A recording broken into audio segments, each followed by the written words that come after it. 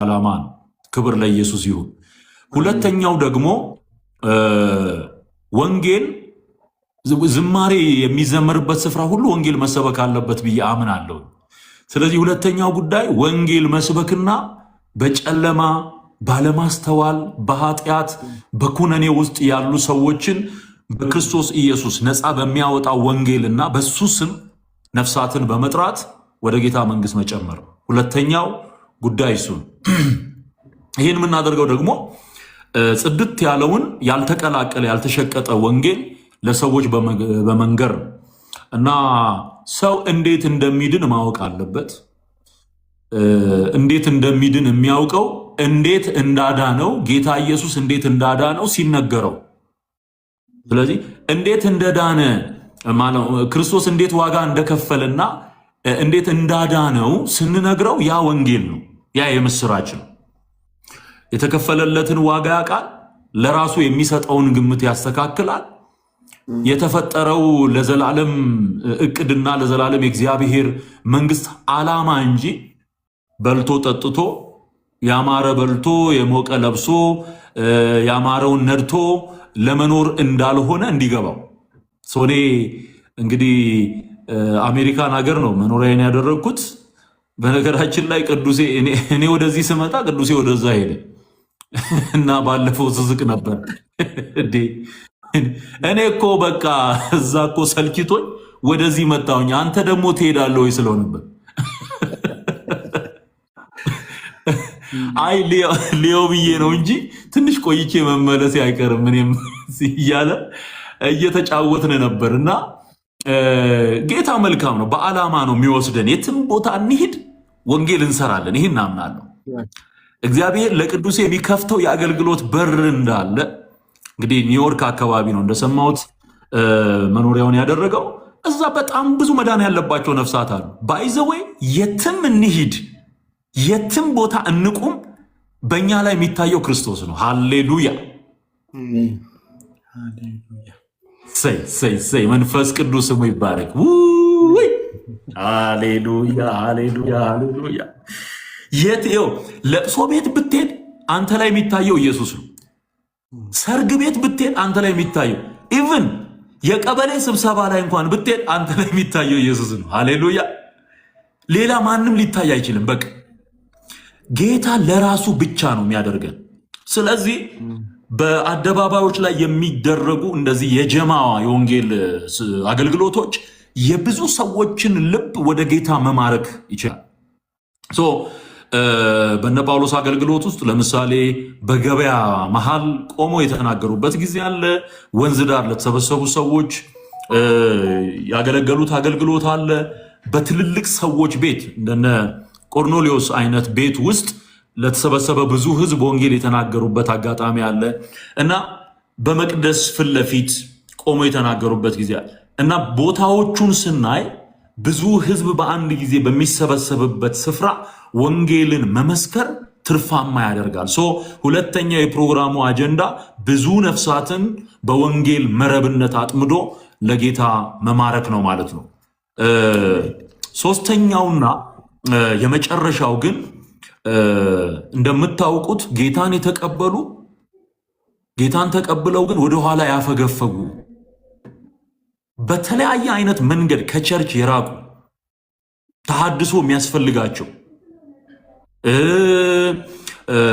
በተለያየ አይነት ጥያቄና የሞራል ውድቀት ውስጥ ያሉ መመለስ የሚፈልጉ ግን ያቃታቸው በእንደዚህ አይነት ፕሮግራሞች ላይ እነዚህን ሰዎች የተሐድሶን መልእክት አስተላልፎ በክርስቶስ ኢየሱስ ንስሐ ገብተው ድጋሚ ወደ ጌታ እቅፍ እንዲመለሱ ማድረግ ሶስተኛው አጀንዳ። ምክንያቱም የምናመጣውን ብቻ አይደለም ማየት ያለብን፣ ምንሰበስበውን ብቻ አይደለም። ብዙዎች ከተሰበኩና ወደ ጌታ መንግስት ከመጡ በኋላ በጣም አልባሌ በሆነ ህይወትና በፈረሰ ማንነት ውስጥ የሚኖሩ አሉ። ለነዚህ ሰዎች መልእክት ያስፈልጋል። ቸርች እንዳትል ቸርች አይመጡም፣ ትተዋል። ስለዚህ እንደዚህ አይነት የማነቃቂያ ፕሮግራሞች ሲኖሩ ይመጣሉ።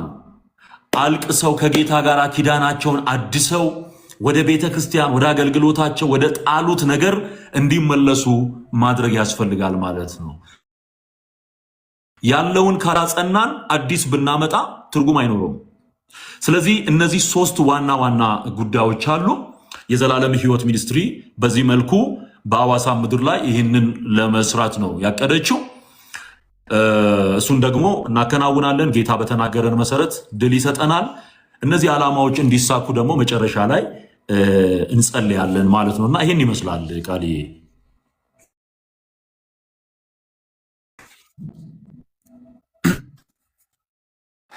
አንድን ትልቅ መርሃ ግብር ሰዎች ሲሳተፉ የዓላማውን ማወቅ በትክክል ያንን ዓላማ በመተባበር ከእግዚአብሔር ሐሳብ ጋር አብሮ መስራት የሚቻልበት እድል ሰፊ ስለሚሆን ማለት ነው። ተባረክልን። በጣም ነው የምንወድህ። ቅዱሴ የምትለው ነገር አለ እንዴ? በጣም ደስ የሚል ጥያቄና ባይዘዌ ደስ የሚል ውይይት ላይ ነው ያለ ነው። ጌታ ይባርክ ቃልዬ። በጣም የብዙ ሰዎችን ጥያቄ ሰዎች ከሚጠይቋቸው ጥያቄ ወሳኝ የሆኑ ጥያቄዎችን ነው የጠየቅከው። እኔም ጥያቄ ይኖረኛል፣ ግን ከዛ በፊት ቅድም አንድ ጥቅስ አንብቦ ነበረ ፓስተር ማለት ነው። ሲናገር ምን አለ? የበር መከፈት፣ ስለ አገልግሎት የበር መከፈት። የበር መከፈት ማለት ልክ ሳምሶን የጋዛን በር ነቅሎ እንደሄደው ማለት አይደለም። እንግዲህ የሰው ልብ የሰው የተመቻቸ ልብ፣ መልካም እርሻ፣ የእግዚአብሔር ቃል የሚያርፍበት እርሻ ማለት ነው። ለምሳሌ አሁን ከትዜ ጋር ተያይዞ አንድ ውስጤ ላይ የሚመጣ ጥቅስ አለ። ይህ አንደኛ ተሰሎንቄ ምዕራፍ 2 ቁጥር 1 እስከ 6 ወንድሞች ሆይ፣ አንደኛ ተሰሎንቄ ምዕራፍ 2 ከቁጥር 1 ጀምሮ ላንብብ። ወንድሞች ሆይ ራሳችሁ ወደ እናንተ መግባታችን ከንቱ እንዳልሆነ ታውቃላችሁና፣ ነገር ግን እንደምታውቁት በፊልጵስዩስ መከራን አስቀድመን መከራ ተቀብለን ተንገላተንም በብዙ ገድል የእግዚአብሔርን ወንጌል ለእናንተ እንናገር ዘንድ በአምላካችን ደፈርን። ልመናችን ከስተት ወይም ከርኩሰት ወይም ከተንኮል አልነበረምና፣ ነገር ግን የወንጌልን አደራ ይሰጠን ዘንድ እግዚአብሔር የታመንን ሆነን እንዳገኘን መጠን እንዲሁ እንናገራለን። ልባችንን የሚመረምር እግዚአብሔርን እንጂ ሰውን ደስ እንደምናሰኝ አይደለም። እንደምታውቁ እያቆላመጥን ከቶ አልተናገርንም፣ እግዚአብሔርም እንደሚመሰክር እያመካኘን በመጎምጀት አልሰራንም ይላል። ከዚህ ጋር በጣም ከትዝታው አገልግሎት ጋርም ከኛ አገልግሎት ጋርም በጣም ልናገርም በጣም መሬት ላስይዝም የምፈልገው ነገር ምንድን ነው? ጳውሎስ በፊልጵስዩስ መከራን ተቀብሎ ወደ ተሰሎንቄ ተሰሎንቄ እንግዲህ ቀላል ከተማ አይደለችም፣ የወደብ ከተማ ናት። ወደ 200,000 ሰው ይኖርባት የነበረ በጣም የታወቀች እነ ኮብላዮቹ የኮበለሉባት እነ ዴማስ የኮበለሉባት የዘመኑ ወይ ኮንቴምፖራሪ ኒውዮርክን በሉት ዱባይን በሉት እንደዛ አይነት ከተማ ናት እንግዲህ። ስለዚህ በፊልጵስዩስ መከራን ተቀብሎ ፊልጵስዩስ ፊልጵያንስ ትባላለች። አሁን በግሪክ ሀገር የምትኖር ያለች ደሴት ናት። ከዛ መከራን ተቀብሎ እንግዲህ መከራ መቀበሉ አላስቆመው። በዛ ወንጌልን ሲሰብክ በዛ ወንጌልን ሲናገር ወደ ተሰሎንቄ ገብቶ ወንጌል እንዳይሰብክ በፍጹም አልተሳነው። በፊልጵስዩስ መከራን ተቀብለናል፣ ተንገላተናል፣ በብዙ ገድል የእግዚአብሔርን ወንጌል ለእናንተ እንናገር ዘንድ በአምላካችን ደፈረን። ልመናችን ከስህተት ወይም ከርኩሰት ከተንኮል አይደለምን። አሁን በህይወት ዘመናችን ለእናንተ የምንናገራቸው ነገሮች በብዙ ማማት፣ በብዙ መከራ፣ በብዙ መጠላት፣ በብዙ ስድብ፣ በብዙ ዋጋ መክፈል ውስጥ ሆኖ ይሄ ወንጌል ወደ እናንተ ሲመጣ በወንድማችንም በወንድሞቼም በእኔም ይሄ የወንጌል መልእክት ወደ እናንተ ሲመጣ ከስህተት አይደለም። ተሳስተን የገባንበት የህይወት ስርዓት አይደለም። ባይዘው ተሳስተን ሰዎች በድለውን የገባንበት የህይወት ስርዓት አይደለም።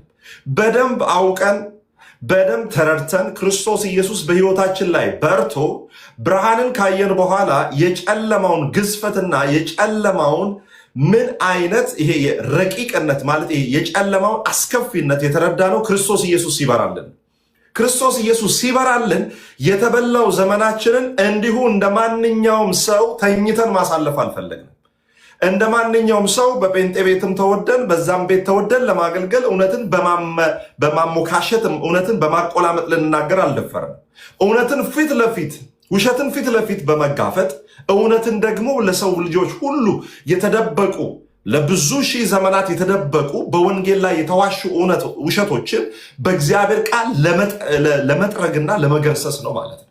ስለዚህ ይሄ ወንጌል ወደ እናንተ ሲመጣ እንደምታውቁ እግዚአብሔር አደራ ይሰጠን ዘንድ የታመነን ሆነን እንዳገኘን መጠን የምንናገረው ሰዎች አደራ እንደሰጡን መጠን አይደለም። አደራውን የሰጠን እግዚአብሔር ነው። የምንናገረውም ደግሞ በተሰጠን አደራ ልክ ነው ማለት ነው። ኦኬ፣ በተሰጠን አደራ ልክ ነው። ፊት ለፊት እንደምታውቁት አንዳንዴ ጥላቻ ያለን የሚመስል አይነት ነገር ሊመስላችሁም ይችላል። በፍጹም ጥላቻ የለንም። በዛ በየትኛውም አይነት ሰርክል ውስጥ ምንም አይነት ጥላቻ የለንም። አሁን የሰዎችን ለረጅም ጊዜ የቆዩ ውሸቶችን በእግዚአብሔር ቃል ስትመክቱ ጥላቻ ይመስላል። የራሳቸውን ነገር ስትነግሯቸው ስድብ ይመስላችኋል። እውነት ነው። ውሸትን ስታፈርስ፣ ለዘመናት የተገነቡ ውሸቶችን በእግዚአብሔር ቃል ስናፈርስ ጥላቻ ሊመስል ይችላል። ወንድሜ፣ የምንጠላው ከሰውየው ጀርባ ሆኖ የሚሰራውን ከመጽሐፍ ቅዱስ ውጭ ያለውን የውሸት ትምህርት ነው ማለት ነው። ከዛ በኋላ እንዲህ ይላል፣ እንዲሁ እንደምታውቁ እንዲሁ እንናገራለን፣ ልባችን የሚመረምር እግዚአብሔርን እንጂ ሰውን ደስ እንደምናሰኝ አይደለም። ይሄን በዚህ ጨርሰውና ወደ ጥያቄ ይገባል። ምንድን ነው የሚለው? ልባችንን የሚመረምር እግዚአብሔርን እንጂ ሰውን ደስ እንደምናሰኝ አይደለም። የትዝታውን ልብ የሚመረምረው እግዚአብሔር፣ የቃላምን ልብ የሚመረምረው እግዚአብሔር፣ የኔን ልብ የሚመረምረው እግዚአብሔር ነው። ለአንተ ራሳችንን እያስረዳን አንኖርም። የመረጥነው የወንጌል መንገድ እውነት ነው። ከብዙ ሰዎች ጋር ፊት ለፊት ሊያጋጨን ይችላል። እውነት ነው። ብዙ ሰዎች ፊት መጣላት ሊኖር ይችላል። ብዙ ሰው ፊት ሀክንትፍ እየተባለብን ልናገለግል እንችላለን። በዚህ ሁሉ መሃል ግን ምንድን ነው? ልባችንን የሚመረምር እግዚአብሔርን እንጂ ሰውን እንደምናሰኝ አይደለም። ስለዚህ በዚህ ስፍራ እግዚአብሔር ለዚህ ወንጌል መጋቢን እንግዲህ ሲጠራው ቃልዬ ሲጠራው ሰውን ለማስደሰት አይደለም፣ እግዚአብሔርን ለማስደሰት። ሰው ደስ አለው አላለም፣ ሰው ተመቸው አልተመቸው ወንጌል ወደፊት ይሄዳል ማለት ነው። ስለዚህ እግዚአብሔር ሰጥቶናል። ወደ ጥያቄ ስገባ ደግሞ ወንጌል እንደምታውቁት እኛ ጋር ትንበያ አይደለም። ወንጌል የተጠናቀቀ ዜና ነው። በሐዋሳ ላይ አሁን ትልቅ ፕሮግራም ተዘጋጅቷል። ከጥያቄ ጋር አንድ ላይ ቃል የሚታርገው በሐዋሳ ላይ ወንጌል ተዘጋጅቷል። ትልቅ የወንጌል ድግስ ሐዋሳ ለኢየሱስ በሚል ማለት ነው። ሐዋሳ የኢየሱስ ናት። ምድርና ሞላ ሁሉ የጌታ ኢየሱስ ክርስቶስ ነው። ማንም ባለቤት የለም። እናንተ የምትጠቅሷቸው መጽሐፍ ላይ ያሉ ሰዎች ብታያቸው የ2000 ዓመት ታሪክ ስማቸው ከሰፈረ ሰውም ያደረጋቸው እነሱም እንዲታወቁ ያደረጋቸው የእግዚአብሔር ቃል ላይ መስፈራቸው ናቸው። ከ2000 ዓመታት በፊት ምድርን የመሰረተ ለዘላለም ይኖር የነበረ እግዚአብሔር አለ። የእግዚአብሔር ናት ምድሪቱ፣ የኢየሱስ ነው ምድሪቱ የኢየሱስ ናት። ስለዚህ ይችን ምድር በደንብ አድርገን በወንጌል ልናርስ ሐዋሳን ለኢየሱስ የሞተላት ለሐዋሳ ኢየሱስ ማንም አልሞተላት። ብቻውን ቀራንዮ ላይ የሞተው ኢየሱስ ነው። ብቻውን ሐዋሳ መስቀል አደባባይ ላይ የሚሰበከው ኢየሱስ ነው። መስቀል ላይ የምናውቀው ልባችንን የገዛ ልባችንን በፍቅር ያሸነፈ ትላንት ከነበርንበት ከሞቀ ቤት ሰዎች ከሚሰግዱለት ሰዎች ከሚያሸበሽቡበት ቤት ከምንወደድበት ቤት ወጥተን ጠራራ ፀሐይ ላይ እየተደበደብን እየተሰደብን የምናገለግለው ያየነው የቀመስነውን በክርስቶስ ኢየሱስ የተደረገልን ትልቁን ነገር አይተን ነው። አሜን ነው። ስለዚህ ሐዋሳ ለኢየሱስ ፕሮግራም ላይ እንግዲህ እኛ ምን ብለን ነው የመጨረሻ የምናገራችሁ ነገር? ወንጌል ትንበያ አይደለም። ነገ ይዘንባል ትንበያ ነው። ነገ እድናለሁ፣ ነገ ጸድቃለሁ ትንበያ ነው። ወንጌል ትንበያ አይደለም፣ የተፈጸመ ዜና። አሁን መዳን ትችላል። የተወደደው ሰዓት አሁን ነው። ይሄንን ስትሰሙ የተወደደው ሰዓት አሁን ነው። በክርስቶስ ኢየሱስ በማመን ወደ ዘላለም ሕይወት እንድትመጡ በደንብ አድርገን ጋብዛችኋለን። እኔ ትዜን የምጠይቀው ጥያቄ ምንድን ነው? ዝግጅቱ ምን ይመስላል? ሐዋሳ ላይ ለሚደረገው ሐዋሳ ለኢየሱስ እንግዲህ ዝግጅቱ ምን ይመስላል? እንዴት እየሄደ ነው? ያሉ ነገሮች ቅደም በተከተል በዛ ፕሮግራም ላይ እስከዚህ አሁን እስከ ጥር 16 እና ጥር 17 በደንብ አድርጌ ለመናገር ጥር 16 ከጠዋት 2 ሰዓት ተኩል ጀምሮ መነሻውን ከመስቀል አደባባይ የሚያደርግ የእግር ጉዟል። ስለዚህ ምግበ ስጋ ምግበ ነፍስ ብየዋለሁ። እንደውም ፕሮግራሙን የትዜ መዝሙር ካወቃችሁ አልተራብኩም አልተጠማሁም በዘመኔ ምግበ ስጋ ምግበ ነፍስ ነው ጌታ ለኔ የሚለው መዝሙር ማለት ነው። ስለዚህ ሐዋሳ ለኢየሱስ ምግበ ስጋ ወምግበ ነፍስ ብለነዋል እንግዲህ። ስለዚህ እንትን ይሆን ይሄ የፋት ክምችት ያለባችሁ ሞባይል ያለባችሁ ይባላል ብዙ ጊዜ። ወደዛ መታችሁ ስጋችሁንም ሸንቀጥ ታደርጋላችሁ በወቅ ከዛም በኋላ ደግሞ ለመንፈሳችሁም ደግሞ የእግዚአብሔርን ቃል ትካፈላላችሁ ማለት ነው። በአጠቃላይ ዝግጅቱ ምን ይመስላል? ትዜ ይሄ እንድትመልስልኝ ነው። ቴንክ ዩ። እሺ ቅዱሴ፣ ጌታ ኢየሱስ ይባርክ። ድንቅ ነው። ማብራሪያውም በጣም በጣም ጥሩ ነው። ወንጌል የምናገለግልበትን መንገድ እና የመንፈስ ቁርጠኝነት የሚናገር ነው ያነበብከውም የመጽሐፍ ቅዱስ ክፍል። ማንንም በማባበል በማታለል የምንሰራው ስራ የለም፣ የተገለጠ ነው። በዛ መሰረት ነው ዛሬም ነገም ከነገ ወዲያ የምንቀጥለው በዚሁ መንገድ ነው እና ለምትወደው ሰው እውነቱን ትነግረዋለህ፣ እውነቱ ደግሞ ይገባዋል፣ ይረዳዋል ማለት ነው እና ከተሰወረ ፍቅር የተገለጠ ተግሳጽ ይበልጣል ወይም ይሻላል ይላል መጽሐፍና የተገለጠ ተግሳጽ ባይዞዌ በእኛ አገልግሎት ውስጥ ለምሳሌ ሐሰትን ሐሰት ስንል እኔ ለሐሰት ምንም አይነት ርህራሄ የሚባል ነገር የለኝም። በቃ ሐሰት አይንቆለጳጰስም። ሐሰት በአማሩ ቋንቋዎች ተሽሞንሙኖ የሚቀርብ አይደለም። ዘንጥለህ ገንጥለህ የምትጥለው ነገር እንጂ የምታሽሞነሙነው ነገር አይደለም። ስለዚህ ለእውነት ዋጋ እንከፍላለን። እውነትን በመመስከር እውነትን ለሰዎች በመግለጥ ከተጣመመ መንገድ ወደ ጌታ ወደ ቀናው መንገድ እንዲመጡ እንነግራቸዋለን። ሐሰቱን ደግሞ እናፈርሳለን ማለት ነው። ስለዚህ ይሄ አካሄድ የብዙዎችን ልብ ወደ ጌታ እያመጣ ያለ ነው። እኔ ኮንፈርሜሽን ከሰው አልጠብቅም። ከየትኛውም ወገን ለማገለግለው አገልግሎት ኮንፈርሜሽን አልጠብቅም።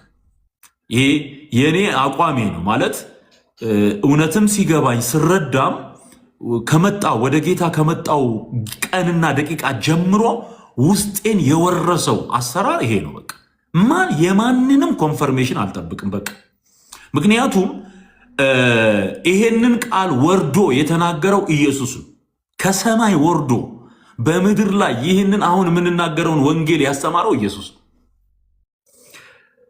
መልአክ አይደለም የተናገረው፣ ራሱ ነው የተናገረው። ኮንፈርሜሽኑ እሱ ራሱ የተናገረው ቃል። ሁለተኛ ጌታ በመሞቱና በመነሳቱ ምክንያት የተቀበልነው የህይወት መንፈስ ኮንፈርም አድርጎታል። በድንቆችና በተአምራቶች የሚያጸናው ቃል ነው የእግዚአብሔር ቃል። ስለዚህ የሚመሰክርልን መንፈስ እንዳለ ደግሞ ሮሜ ምዕራፍ 8 ላይ እንደተጻፈው ልጅነታችንን ጭምር እንኳን ያስረዳን መንፈስ ቅዱስ ነው። ስለዚህ ልጅነቴን የመሰከረልኝ መንፈስ ቅዱስ ለሌሎች የማስተምረውንም ወንጌል በሚመለከት ፉል ኢንፎርሜሽን እና ስታምፕ አለው ማለት ነው። የተረጋገጠ እውነት ነው ማለት ነው የምናገር። ከትልልቅ ሰዎች፣ ከሽማግሌዎች፣ ከሃይማኖት ተቋማት ወይም ደግሞ በፖለቲካ ዓለም ካሉ ሰዎች የምንጠብቀው የሆነ የተለየ ሪኮግኒሽን የለም። በቃ የተቀበልነውን መናገር ያ ነው እምነትም ማለት። በነገራችን ላይ ያ ነው እምነት፣ ያ ነው ሞኝነት ነው እምነት። ስለዚህ ጌታን እንወዳለን። የምንወደውን ጌታ ስናገለግል የእሱ የሆነውን ቃል ለሰዎች እነግራለን። እሱ የሞተላቸው የተወደዱ ሰዎች ናቸው በምድር ላይ ያሉት። እግዚአብሔር ዓለሙን እንዲሁ ወዷል ነው የሚለው። ዓለሙ ሁሉ የተወደደ ነው። ባይዘወይ ይሄ ህዝብ የሚተራመሰው ድሃውም፣ ምስኪኑም፣ ሀብታሙም፣ ወፍራሙም፣ ቀጭኑም፣ አጭሩም፣ ረዥሙም ሁሉ የተወደደ ነው። ይህም መልእክት የምትሰሙ ወገኖቼ ጌታን ያልተቀበል አንቺ የተወደድሽ ነሽ፣ አንተ የተወደድክ ነህ። በቃ እኛ የተወደድን። ይሄም ፍቅር እንድትረዱ ነው ወንጌልን ምንሰብክላችሁ። ሰዎች ግን በዘመናት በተሰሩ የአጋንንት ተንኮል እና ሽረባዎች ምክንያት የሞተልሽንና የወደደሽን ጌታ ትተሽ ለሌሎች አማልክት እንድትገዥን ያደረገሽ ሐሰተኛ ትርክት ነው፣ ወንጌል አይደለም ይሄ። ስለዚህ ያንን እንገነጥለዋለን። ያንን መንፈስ፣ ያንን ሐሰት፣ ያልሞተልህን እንድትከተል ያደረገህን መንፈስ እሱን እንመተዋለን አሳድን። ወደ ሞተልህ ጌታ ግን እንድትመጣ እነግራለን ማለት ነው። እኔ ተወድጄአለሁ፣ አንተ ተወድሃል፣ አንቺ ተወደሻል።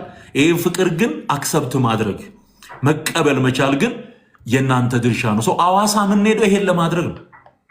ይህን የተወደድንበትን ፍቅር ሰዎች ማወቅ አለባቸው። ተጠልቻለሁ ብለው ተረስቻለሁ ብለው የሚያስቡ ምስኪኖች፣ የሚያነሳቸው ያጡ፣ በር ዘግተው ለብቻቸው የሚነፈርቁ በጣም ምስኪን ሰዎች አሉ። በእግዚአብሔር መንግስት ውስጥ ያላትን ቦታ ማወቅ አለባት ይቺ ነፍስ። በእግዚአብሔር መንግስት ውስጥ ያለውን ክብር ማወቅ መቻል አለበት ማንኛውም ሰው ማለት ነው። ይሄን ስናደርግ ነው ወንጌል እየሰራን ያለነው። ወንጌል ስለሆነ ሰው ማውራት አይደለም። ወንጌል ስለሆነ የሃይማኖት ተቋም ማውራት አይደለም። ወንጌል ስለ ኢየሱስ ማውራት ነው። ይሄን ስናወራ ይሄን ያዳንን ጌታ ስናወራ ተቀላቅለው የገቡትን ግን በለይቶ በመምታት እንጂ ዝም ብሎ አሽሞንሙኖ በማለፍ አይሆንም ማለት ነው። ሰው ቅድም ካነሳው አንፃር ይሄ አገልግሎታችን መመሪያና መርህ ነው። እግዚአብሔር ይባረክ። ዝግጅቱ ይመስላል ለሚለው ሐዋሳን በሚመለከት ባይዘወይ አንድ ነገር ጨምሬ ልለፍ። በዚሁ ሐዋሳ ያደግኩበት ምድር ለኔ ይሄ አገልግሎት በጣም የተለየ መንፈስ አለው፣ የተለየ ደስታ አለው። ታስታውሳላችሁ ያደጋችሁበትን። ቅዱሴም እኔ ትዝ ይለኛል አማሮ ስንመጣ በነበረ ጊዜ በጣም ብላቴና ሆነ ከኛ ጋራ በቃ በሐሴት እኛ ስንመጣ ምድሪቱ ሐሴት ነው የምታደርገው። በቃ ያኔ እንኳን ባልገባን ዘመን በእውነት በደስታ ህዝብ ከከተማ ወጥቶ ነው የሚቀበለን የነበረው፣ ከከተማ ወጥቶ እና ምን ያህል ፊሊንግ እንዳለ አሁን ባለፈውም ሄደ ስታገለግል ነበረ ነግረኸኛል። እዛ ምድር ላይ ብዙዎች እንዲድኑ እግዚአብሔር አንተን ምክንያት አድርጓል። ቃልዬ ያደግክበት አካባቢ ጓደኞች ጋር ስትገናኙ የምታወሩት ነገር ምን ያህል ዲፕ እንደሆነ ጥልቅ እንደሆነ ታውቀዋል። እና ሰው ሐዋሳ ሲባል እኔ በቃ እንዲህ ስፔሻል የሆነ ስሜት ነው የሚሰማኝ፣ በጣም ያደግኩበት ስፍራ ስለሆነ ማለት ነው። እና እዛው ቤተ ክህነት የሚባል ትምህርት ቤት ነበረ። እንደውም ባለፈው በቅርብ ሄደን ነበር እና ሐዋሳ ላይ ትልልቅ አስተማሪዎች ነበሩ። የአስተማሪዎቹን ስም ጭምር እየጠራ እከሌ እኮ አስተምሮን ነበር ምናምን ስል ይገረሙ ነበር አብረውኝ የነበሩ ትልልቅ ሰዎች እና እንዴ እሳቸውን ታስታውሳለህ ይሉኛል። እና በጣም የሚደንቅ ሚሞሪ ነው ያለኝ። እዛው ገዳሙ ጋራ ያለው ትምህርት ቤት ተምረን ከዛ ደግሞ ድቁና ለመማር ወደዛኛው ግቢ እንሻገር ነበር። አንድ አጥር ነው እንትን የሚለው እና በዛ ምድር ላይ እኔም ብዙ ትዝታ አለኝ። ብዙ ለወንጌል የከፈልነው ዋጋ አለ በዛ ስፍራ።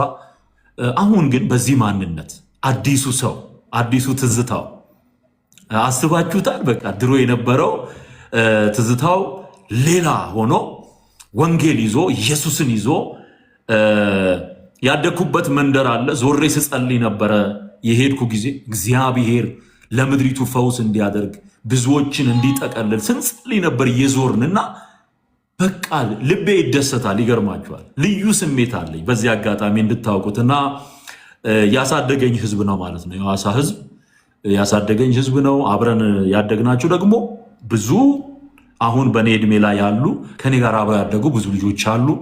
ለእነዚህ ሁሉ መልእክት ነው የሚሆነው ማለት ነው። ዝግጅቱን አጠናቀናል። የቀሩት ያው ቀኑ ሲደርስ የሚደረጉት ነገሮች ናቸው እንጂ ሙሉ በሙሉ በሚባል ደረጃ እግዚአብሔር ረድቶን ጸጋው ረድቶን ሞገስ ሆኖን ዝግጅቱ ተጠናቋል። የተወሰኑ ነገሮች ይቀራሉ። እንደምታውቁት እንደዚህ አይነት ክሩሴድ ሲዘጋጅ በጣም ብዙ የገንዘብ አቅም ይጠይቃሉ። እያንዳንዱ ነገር ከገንዘብ ጋር የተገናኘ ነው። ግን በቃ በእግዚአብሔር ምሕረት ነገሮች እየተሳኩ የሚያግዙንንም ሰዎች እየጠየቅን እውን ሊሆን ጥቂት ቀናት ነው የቀሩት ማለት ነው እና በማስታወቂያ ረገድ ቦታውን በሚመለከት ከገቨርንመንት ጋር ባለው አካሄድ ሕጉን በጠበቀ ሁኔታ ሃይማኖታዊ መብታችንን በመጠበቅ የሌሎችንም መብት በማክበር ሰላማዊ የሆነ የወንጌል አገልግሎት እናደርጋለን።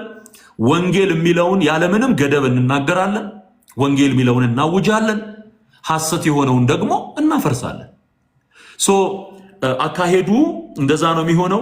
እንግዲህ ዋናው ነገር የሰዎች ተዘጋጅተው መጠበቅ ስለሆነ አሁን እኔ በአካባቢ ያሉትንም ከተሞች እጠራለሁ። ዲላ መጠራት አለባት ምናልፍባት። እኔ ሐዋሳ ካደግኩ በኋላ እስከ 7ኛ ክፍል ከዛ በኋላ አፄ ዳዊት የሚባል ትምህርት ቤት ዲላ ነው ከ7ኛ ክፍል ጀምሮ የተማርኩት እና ዲላዎች ይህን መልእክት እየሰማችሁ እንደሆነ ተስፋ አድርጋለሁ። ጩኮ፣ ይርጋለም፣ አፖስቶ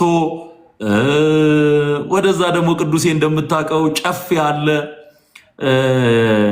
ናማሮ አሉ፣ ነጨለለቅቱ አሉ፣ እነ ገደብ ገርባ እስከ ሞያሌ ድረስ እና የምትችሉ መታችሁ እንድትሳተፉ በጌታ ፍቅር ጥሪያችን እናቀርባለን። አለታ ወንዶ እስከ ቦረና ድረስ ያላችሁ በዛ መስመር እንደዚሁም ደግሞ በዚህ በሻሸመኔ በዝዋይ ቅርበት ላይ ያላችሁ ነርታችሁ መምጣት ትችላላችሁ። ሰፊ ፕሮግራም ያለን እንደዚሁም ደግሞ ወላይታ አላባ አካባቢ ያላችሁ ቅርብ ነው ብዬ አስባለሁ። ለመምጣት አትቸገሩ። መታችሁ የእግዚአብሔርን ቃል ተማሩ፣ እግዚአብሔርን እናምልክ። ይህንን ድንቅ ጊዜ አብረን እንድናሳልፍ ጥሬን አቀርባለሁ ማለት ነው እና ዝግጅቱ በጥሩ ሁኔታ ተጠናቋል። ይሄ ነው ያለኝ ምላሽ። ትቀጥላለህ። ስለዚህ ተባረክ። በጣም ሐዋሳ ልክ ነህ። እንግዲህ ያደክባት የተማርክባት አገር ናት። ኢየሱስ እንኳን መጀመሪያ ኢየሩሳሌምን ነው የደረሰው እና ናቹራል ነው። ከዛ በኋላ ነው የጸጋ ወንጌል ወደ አሕዛብ ምድር ሄደው። ስለዚህ መጀመሪያ አጠገባችን ላለው ለቤተሰባችንም አደል ለወዳጆቻችን፣ ለጎረቤቶቻችን፣ ለጓደኞቻችን በጣም የወንጌል ባለ ዕዳ መሆን አለብን ብዬ አስባለሁ። ባይዘው እኛ የማንንም ጎፈሬ አናበጥርም። የተጠራ ነው የእሱን በጎነት ለመናገር ነው። አንደኛ ጴጥሮስ ምዕራፍ 2 ቁጥር 9 ላይ በግልጽ ነው የሚናገረው። የእግዚአብሔር በጎነት ደግሞ የተገለጠው በወንጌል ነው። ሁላችን እንደምናውቀው እግዚአብሔር በክርስቶስ ኢየሱስ ስራ ሕይወትንና ለመጥፋትን ወደ ብርሃን አውጥቷል ይላል ጳውሎስ። ስለዚህ ሕይወትንና ለመጥፋትን ለብዙዎች በጸጋው ቃል በጸጋው ወንጌል ማድረስ የኛ ኃላፊነት ነው። ምንም ሳይታለም የተፈታ ነው። እንዲሁም ብዙ ጊዜ እንዳለመታደል ሆኖ እግዚአብሔር አንተን ረዳ ቅዱሴም እኛንም በተወሰነ መንገድ ደግሞ ለዚህ የተሰጡ የተወሰኑ ሰዎችን ረድቷል ብዬ ነው የማስበው እንጂ እንደ ወንጌል አማኞች ብዙ ጊዜና ኃላፊነት እየተወጣን ነው ብዬ እኔ በግሌ አላምንም። የምናገኛቸው ሰዎች በሙሉ የኛ ዕዳዎች ናቸው ብዬ ነው ማምነው። የትም የምናገኘው ሰው ፖቴንሻል ሜምበራችን ነው እና ሰዎችን ስናገኝ እኔ ሰማይ አፋፋችንን ያህል ብዬ ነው የምጠብቀው። ልጄ ምን ይናገርልኛል ብሎ ሰማይ እኛን እንደሚጠብቅ ነው ሁል ጊዜ የማስበው ማለት ነው። እና የተጠራ ነው ለዚህ ትልቅ ዕዳ ነው። ይሄ ደግሞ ወንጌል አፋችን ላይ ያለው ወንጌል የመዳን ወንጌል ተብሎ ተጠልቷል። ዕዳ አለብኝ እና በወንጌል አላፍርም ብሏል እና ጳውሎስ ይሄ ዕዳ ከተሰማን ባለማፈር ይህን ወንጌል የማገልገል ግዴታ አለብን እና አንተም ይሄ ሸክም ከወደቀብህ ጊዜ ጀምሮ ያለማቋረጥ በተለይ ያንተ ደግሞ የአገልግሎት መልክ ይታወቃል። ትዝዬ በእውነት ቃል ላይ የሚነሳውን የሰው ትምህርት ይላል የሰው ሐሳብ እናፈርሳለን በክርስቶስን በመታዘዝ ሕሊናን ሁሉ ማረካለን የሚለው ቃል ላይ ወይም እንደ ሚሽን ስቴትመንት የሚሽን ስቴትመንት ነው የምለው እና እሱ ላይ ቆመህ ነውና የምታገለግለው። አሁን ይህንን ምስክርነት እየሰጠህን በነገራችን ላይ ስለ አገልግሎት አይነት ምስክርነት እየሰጠህ መንፈስ ቅዱስ ወደ አይምሮ የአንድ ቃል ይልክ ነበር። ያ ቃል ምንድነው? ማቴዎስ 15 ቁጥር 9 ላይ ኢየሱስ የአይሁድን ትራዲሽን የተጫኑ ከህጉ የራቁ ኢቭን በሙሴ የተቀመጠውን ህግ እነሱ ስለወጋቸው ጨምረው ትክክለኛ ባልሆነ መንገድ የወስዱ የነበሩትን ፈሪሳውያን ኢየሱስ ክርስቶስ የተናገረው ነገር አለ። እነሱም ብቻ አይደለም ኢቭን የእነሱንም እንኳን ትምህርታቸው የገሃነም ልጅ እንደሚያደርግ ኢየሱስ በማያሻማ ሁኔታ ተናግሯል። ግን እኔ በጣም የሚገርመኝ ኢየሱስ ከተናገራቸው ቃላቶች ውስጥ በጣም የሚገርመኝ አንዱ ቃል ይህ ህዝብ በከንፈሩ ወደ እኔ ይቀርባል፣ ልቡ ግን ከእኔ በጣም የራቀ ነው ይልና በሰው ትምህርትና ስርዓት እየተከተለ በከንቱ ያመልከኛል ይላል። በተለይ ዓለም ላይ ክፉ የሚሰራው ወይም ክፉ መንፈስ የሚሰራው በሁለት መንገድ ነው ብዬ ነው የማምነው በግሌ። የመጀመሪያው ሪሊጅን ነው፣ ሁለተኛው ደግሞ ኢግኖራንስ ነው። ሪሊጅን ላክ ኦፍ ኖሌጅ ነው። ይቅርታ፣ ኢግኖራንስ ላክ ኦፍ ኖሌጅ ነው። ባይ ዘ ዌይ ትዝዬ፣ ኢግኖራንስ ላክ ኦፍ ኖሌጅ ነው። ሪሊጅን ግን ላክ ኦፍ ኖሌጅ አይደለም፣ ሮንግ ኖሌጅ ነው። እውነትን ከውሸት ጋር እየቀላቀለ ነው የሚሰጥህ። ስለዚህ ኢየሱስ በሰው ትምህርትና ስርዓት እየተከተለ በከንቱ ያመልከኛል የሚለው አላመለከም እንዳትለው ያመልከኛል ብሏል። አምልኳል እንዳትለው ደግሞ ከንቱ ነው ብሏል። እና ከንቱ ነው የሚያደርግ ልብህን ያስተዋል፣ በአንደበትህ ግን ያለህ ነው የሚመስልህ። የጌታን ስም ትጠራለህ። ኢቭን ይሄ ባልዳነው ማህበረሰብ ብቻ ሳይሆን ኢቭን የዳኑ ውስጥም ራሱ የምታየው ነው አንዳንድ ጊዜ ማለት ነው። ስለዚህ ንጹህ የሆነውን የእግዚአብሔርን ሐሳብ ለማግኘት አንዳንድ ስህተት የሆነውን ነገር መገልበጥ የግድ ይሆናል ማለት ነው። ለዛ ነው ጳውሎስ በእግዚአብሔር እውቀት ላይ ከፍ ያለውን ይላል። በህይወታችን ውስጥ ከፍ ብሎ እንዲታይ ከፍ ብሎ እንዲገዛ የሚፈለገው የእግዚአብሔር ሀሳብ ነው ማለት ነው። ከፍ በእግዚአብሔር እውቀት ላይ ነው የሚለው። አያችሁ፣ ይሄ የዘላለም ህይወት የሚሰጠውን ጨለማ የሚገፈውን ክፉን ከህይወታችን የሚያወጣውን ያን የእግዚአብሔር እውቀት ላይ ከፍ የሚል የሰው ሀሳብ ነው የሚለው። እውቀት እንኳን አይለውም ጳውሎስ፣ ኢቨን ሀሳብ ነው የሚለው። ግን ሀሳብ ስለሆነም ደግሞ አይናቅም። ሀሳብ ማለት አእምሮ ውስጥ ያለ ጉልበት ማለት ነው። ሰው ከሚያስበው በላይ ከሚያስበው በታችም ሆኖ መኖር አይችልም። ሰው የሀሳብ ውጤት ነው። ስለዚህ የሰው ትምህርት የእግዚአብሔር እውቀት ላይ የሚገባ ከሆነ በትክክል የእግዚአብሔር ልብ ማግኘት አንችልም። ለዛ ነው ኢየሱስ በጣም አዝኖ ከተናገራቸው 7 ቃላቶች መካከል ይሄ ነው። በነገራችን ላይ ስነ መለኮት ምሁራን ሲያጠኑ ኢየሱስ በጣም አዝኖ የተናገራቸው በተለያየ የአገልግሎት ጊዜያት ውስጥ 7 ቃላቶችን ተናግሯል። አንደኛው ቃል ይሄ ነው። ይህ ህዝብ ኢሳያስ በእውነት ተናገረ ይላል። ከኢሳያስ ነው ኮት ያደረገው። በአፉ ወደ እኔ ይቀርባል፣ ልቡ ግን ከኔ በጣም የራቀ ነው። በሰው ትምህርትና ስርዓት እየተከተለ በከንቱ ያመልከኛል ይላል። ስለዚህ ውሸት ራሱን በሶስት መንገድ ይገልጣል። እውነቱን ውሸት ያደርጋል፣ ውሸቱን ደግሞ እውነት ያደርጋል፣ ወይም ደግሞ እውነትና ውሸትን ይቀላቀላል። እንደዛ ነው የሚያደርገው። ኤፌሶን ምዕራፍ 4 ቁጥር 20 ላይ ስታነቡ ግን እውነት በክርስቶስ ኢየሱስ እንዳለ ታውቃላችሁ ወይም ተምራችኋል ይላል ጳውሎስ። ስለዚህ ኢየሱስ እውነት ስለሆነ በእውነት ቃል ውሸት የሚገለበጠው ማለት ነው። እና ለምንድን ነው ትዝዬ እንደዚህ ውሸት ላይ መራር የምትሆነው ብዬ ሳስብ እንግሊዞች የሚሉት ነገር አለ። እውነት ጫሟን እስክታጠልቅ ውሸት ዓለምን ትዞራለች ምናምን የሚባል ማለት ነው። ዓለም የራሱን የሆነን ስለሚወድ በጣም እውነት ጫሟን እስክታጠልቅ ውሸት ዓለምን ትዞራለች ይባላል እና በጣም ቅርብ ነው። ዶሚናንት የሆነ በውሸት ዶሚናንት የሆነ የዚህ ዓለም አምላክ የማያምቱ ሰዎች ልብ የሚያሳውርበት ስርዓት ነው ውሸት ማለት። ኢየሱስም ሲናገር እሱ አስቀድሞ ሐሰተኛና የሐሰት አባት እንደሆነ ታውቃላችሁ ብሎ ተናግሯል ማለት ነው። እና እንቅፋት ነው ይሄ የሰው ትምህርት የተቀላቀለ ነገር በጣም እንቅፋት ነው። ኢየሱስም የሰውን እንጂ እግዚአብሔርን አታስብምና እንቅፋት ሆነብኛል፣ ሰይጣን ወደ ኃይል ሄድ ነው ያለው። ይህ ጴጥሮስ መልካም ያሰበ መስሎት አትሙት ሲለው ጴጥሮስን ሳይሆን ከጴጥሮስ ጀርባ ያለውን አሰራር አየ ኢየሱስ። የሰውን እንጂ እግዚአብሔርን አታስብምና እንቅፋት ሆነብኛል፣ ሰይጣን ወደ ኃይል ሄድ ነው ያለው። ስለዚህ የሰው ሐሳብ በእግዚአብሔር ሐሳብ ላይ እንቅፋት ነው፣ አምልኮን ከንቱ የሚያደርግ ነው። ያ ብቻ አይደለም፣ ሰዎች እየተማሩ ወደ እውነት ራሱ እንዳይደርሱ የሚያደርገው ነገር ይሄ የሰዎች ትምህርት ነው። እና የሰዎች ትምህርት ደግሞ በጣም እንድንለማመድ የሚሆነው በሃይማኖት ቤት ውስጥ ነው። ሃይማኖት ስለ መጽሐፍ ቅዱስ ውስጥ ዋን ፌስ ተብሎ የተገለጸውም የሐዋርያዊ እምነት ይሁዳ 1:3 ላይ ያለው ይሁዳዊ ሐዋርያዊ እምነት ማለት አይደለም። ሃይማኖት የሚለው በጨለማ ስርዓት ውስጥ ያለው የሰው ትምህርትን አደል መጽሐፍ ቅዱሳዊ ከሆኑ ቴክስቶች ጋር እየቀላቀለ የሚያስተው ሐሰተኛው ዓለም ነው ማለት ነው። ስለዚህ በዚህ ስራ ላይ በጣም እግዚአብሔር አበርትቷል ብዬ አስባለሁ። ባክፋየር አለው አገልግሎት ብዙ ጊዜ አንዳንዴ የአንተ የሆኑ ሰዎች ራሱ የማይረዱበት ጊዜ ያለ አገልግሎትን የአገልግሎትን ኃይለኝነት እኔ ማየው እኔ ራሴ አንዳንድ የምፈተንበት ጊዜ ስላለ ነው። በጣም አገልግሎቱ በጣም ኃይለኛ ነው። ግን የእግዚአብሔር ቃል ደግሞ ራሱ ስታየው ሕያው የሚሰራ ብቻ አይደለም ኃይለኛም ነው። ድንጋዩን እንደሚመታ መዶሻ ነው ይላል አይደል? እንደ መዶሻ ነው ይላል ነብዩ። እና ነብዩ ስላችሁ እንትናን አይደለም የኛ ሀገሮችን አይደለም። እና ነብዩ ነቢያት ተላት አይደለም ሐሳባውያን ነቢያትን አልቀበልም። ኢየሱስ የተባረከ ይሁን። ስለዚህ መጽሐፍ ቅዱስ ላይ ያለው ነብይ ነው እያወራው ያለው። ኤርሚያስ ነው ይህን የሚለው ድንጋዩን እንደሚያደቅ መዶሻ አይደለችምን በማለት ይናገራል። እና አገልግሎትህ ባህሪው ራሱ እንደዛ ነው የሚያደርገው። ትንሽ ኃይለኛ ነው እና በውሸት ላይ ኮምፕሮማይዝ ስለማታደርግ የመጣ እንደሆነ እዚህም ያላችሁ ሰዎች በዚህ አቅጣጫ ብትረዱት ወንድሜ ትዝዬ ደስ ይለኛል።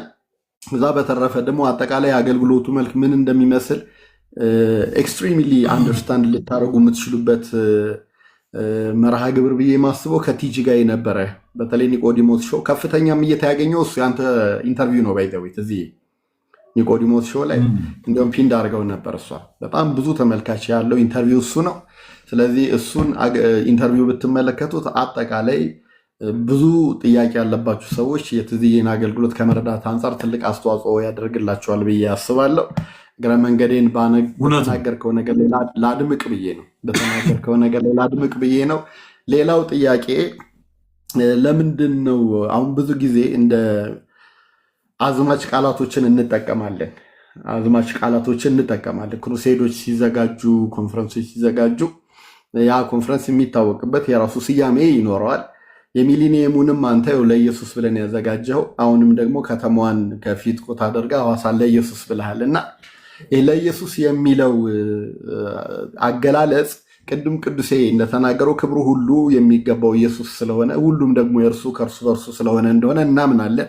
ግን አንተ በራሳ ከአንተ ልብ ስለሆነ የፈለቀው ለኢየሱስ የሚለውን ሀሳብ እንደ ሚሽን ስቴትመንት ስትጠቀም ምክንያትህ ምንድን ነው? ምናልባት የተለየ ምክንያት ከሌለ ግን ከዛ ጋር አያይዤ አብረህ ልትመልሰው የምትችለው ይሄ ነገር በሐዋሳ ከተማ ላይ ነው ወይስ በሌሎች ከተማ ላይ አስበህ ታውቃለህ ወይ? እኔ ይህንን ነገር በግል ከአንተ ጋር አላወራሁኝም፣ ግን አስበህ ታውቃለህ ወይ? ምንድን ነው በቅድ ደረጃ ሲያስከው ይህንን ለኢየሱስ የሚለውን ቅድም ጠቆም ያረከው ነገር ስላለ ለኢየሱስ የሚለውን የወንጌል ክሩሴድ በተለያዩ ከተሞች ለማድረግ እቅድ አለ ወይ? የቅርብ ጊዜ ነው ወይስ የሩቅ ጊዜ ነው የሚለውንም አያይዘህ እንድትመልስልን ፈልጌ ነው። እሺ፣ ተባረክ ቃልዬ። አንተ የተወደድክ ወንድም ነህ፣ ደግሞ ውስጥህንም አልደበክም። ያው የተሰማህን ነገር ገልጠሃል። ሰዎችም በምን አይነት መንገድ አገልግሎቴን መረዳት እንዳለባቸው ያስቀመጥከውን ነገር በጣም በጣም መልካም ሀሳብ ነው። እግዚአብሔር ይባረክ። ከእኔ የሆነ አንዳች ነገር የለም። እስራኤልን የምትገለባብጥ አንተ ነህ ወይ ያለው ኤልያስን ሲያየው ንጉሱ እና ይሄ መገለባበጥ የኤልያስ ባህሪ ባይዘወይ እኔ የኤልያስ መንፈስ አግኝቶኛል ብዬ ነው ማምነው። እና ለምክንያት ነው እግዚአብሔር ሰዎችን የሚያስነሳው። ሙሴን ፈርዖን ቤት ሲያሰለጥነው ሲያሳድገው በቃ ከፈርዖን ግዛት ህዝብ ነፃ ሊያወጣ የሚችለው እዛው የሰለጠነ ሰው እግዚአብሔር ሊሰራ በሚፈልግበት ቦታ ነው የሚያሰለጥን። እና አንዳንድ ጊዜ ባርሴሎና ውስጥ ያደጉ አካዳሚካሊ ኳስ ተለማምደው ተምረው የኖሩ ወደ ሌላ ክለብ እንዳይሄዱ በጣም ከፍተኛ ጥንቃቄ ይደረጋል ይባላል። ለምን? የባርሴሎናን ያጨዋወት ስልት ስለሚያውቁ በብዙ ሜዳዎች ላይ ባርሴሎና እንዲሸነፍ ምክንያት ሊሆኑ ይችላሉ ተብሎ ስለሚገመት ነው። እና እግዚአብሔር ሙሴን በፈርዖን ቤት ያሰለጠነበት ምክንያት በውሃው ሄዶ የፈርዖን ልጅ አግኝታው በቤት ውስጥ አድጎ ስርዓትንና ሊደርሺፕ ሰልጥኖ ነው የወጣው። ከዛ ደግሞ ቁርጠኝነት አለ፣ የተሰራ ስነ ልቦና አለ እዛ ውስጥ እና እግዚአብሔር ረቂቅ ነው አሰራሩ በጣም። ስለዚህ ነፃ ሊያወጣ ህዝቡን ሲመርጠው እግዚአብሔር ያን ቀን አይደለም ብዬ ነው ማምነው። እኔ ሙሴን እግዚአብሔር የጠራው ቀን አይደለም የመረጠው፣ ከእናቱ ማህፀን ሲወጣ ነው የመረጠው ብዬ ነው ማምነው። ምክንያቱም እድገቱ በሙሉ በዚሁ ራእይና ዓላማ ውስጥ እንዲያድግ ነው እግዚአብሔር ያደረገው። እና ሌሎችንም በጣም ብዙ ምሳሌዎችን ከዚሁ መምዘዝ ይቻላል። ግን የኔም ህይወት እንደዛ ነው። ጳውሎስን ወደ አዲስ ኪዳን ስንመጣ ጳውሎስ ከገማልያል እግር ስር ቁጭ ብሎ የአይሁድን ትምህርት ከሀ እስከ ፐ ያጠና ሰው የሚናገረው ነገር ኮንቴንት ያለው ነገር ነው፣ ያውቀዋል። ስለዚህ ለዛ ህዝብ መድረስ የሚችለው እሱ ነው። ጳውሎስን ደማስቆ ላይ ጠርቶ ሲያመጣው የተጠራበት ጳውሎስ የተጠራበት ቀን ከፈረስ የወደቀበት ቀን አይደለም። ለኔ ጳውሎስ የተጠራው ከእናት ማህፀን፣ ምክንያቱም አጀንዳ አለው እግዚአብሔር በሱ ህይወት ሊሰራ ያሰበው ነገር ነበር። ሲቀጥል የምናየው የእግዚአብሔር አጀንዳ ነው ማለት ነው። ቃልዬም እንደዛ ነው፣ ቅዱስም እንደዛ ነው፣ እኔም እንደዛ ነኝ። በቃ በዘላለም የእግዚአብሔር ሐሳብ ውስጥ ነው እንጂ የምንኖረው ከዚህ ሐሳብ ውጭ መሆን አንችልም ማለት ነው። ስለዚህ ከሱ ዘንድ የሆነልንን መንፈስ ተከትለን ለእግዚአብሔር መንፈስ በመታዘዝ እና በመገዛት ነው ይህን አገልግሎት እያገለገልኩ ያለሁት። በነገራችን ላይ ለኢየሱስ የሚለውን ጥያቄ የመጀመሪያውን ጥያቄ ስትጠይቀኝ በቃ ወደ አይምሮዬ በጣም ብዙ ጥቅሶች ይመጡ ነበር። ታውቃለህ፣ እየጠየከኝ ብዙ ጥቅሶች ወደ አይምሮ ይንደረደራሉ። ክብር ለጌታ ይሁን እና እነዛ ሁሉ ጥቅሶች ግን የሚያሳዩኝ እንኳን አይደለም እኛ አብ እንኳን የሚሰራው ለኢየሱስ ነገሮች ሁሉ ወደ ኢየሱስ እንዲመጡ ነው አብ የሚሰራው። አይገርማችሁ? እና ጥቅሶች መጡ፣ በጣም ብዙ ጥቅሶች መጡ። ለምሳሌ ፍርድን ሁሉ ለወልድ ሰጠው። አብ በአንድስ እንኳን አይፈርድም። ፍርድን ጠቅልሎ የሰጠው ለኢየሱስ። አብ በአንድስ እንኳን አይፈርድም ነው የሚለው። አብ የሰጠኝ ወደ እኔ ይመጣል አለ ጌታ። ስለዚህ አብ እየሰጠ ያለው ለማን ነው ማለት ነው? ለኢየሱስ ነው ማለት ነው። በቃ ለኢየሱስ። እኔ አሁን ከዚህ በፊት ተናግሬ ሰምታችሁት ሊሆን ይችላል። እኔ አሁን የተለመደው ኢየሱስ ነው ስጦታችን፣ ኢየሱስን ከአብ ዘንድ ተቀብለነዋል ነው እምነታችን። ይሄ ትክክል ነው። አብ ሰጪ ነው፣ ወልድ ስጦታ ነው፣ እኛ ተቀባይ ነው። ይሄ አንዱ ትሩዝ ነው። ሁለተኛው ትሩዝ ሰዎች ማያስተውሉት እኔ ራሴ ለክርስቶስ ስጦታው ነኝ። ሃሌሉያ። ቃልዬ የኢየሱስ ስጦታ ነው፣ ቅዱሴ የኢየሱስ ስጦታ ማለት አብ እኔን አንስቶ ለኢየሱስ ሰጥቷል። ማክራዲያቦስ ሃሌሉያ። እዚህ ውስጥ ያላችሁ ክርስቲያኖች ይህን መልእክት የምትሰሙ እግዚአብሔር አንተን አምነ ዳግመኛ የተወለድክ መሆኑን እርግጠኛ ከሆንክ መንፈስ ቅዱስ የሚመሰክርልህ ከሆነ አንተ የኢየሱስ ስጦታ ነው። አብ ስጦታ አድርጎ አንተ ለኢየሱስ ሰጥቷል። ስለዚህ ኢየሱስ እኔን ስጦታ ተቀብሏል ማለት ነው።